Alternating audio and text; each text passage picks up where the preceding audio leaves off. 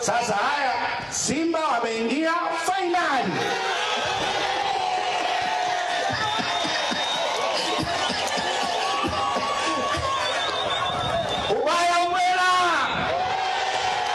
Ubaya ubwela mpaka South Africa. Kwa hiyo leo Tanzania inatangazwa kimataifa. Yaani katika bara la Afrika zimebaki timu hizi kwenye shirikisho: Simba na Berkane.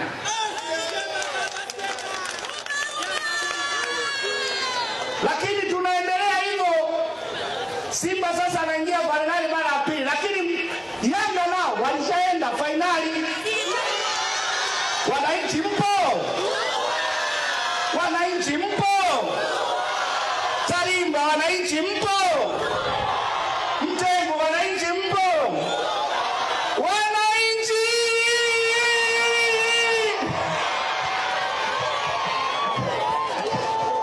Swala sio Simba na Yanga. Swala ni kwamba serikali ya Chama cha Mapinduzi imeshughulikia changamoto nyingi na wananchi wana imani na serikali ya Chama cha Mapinduzi. Sisi oye!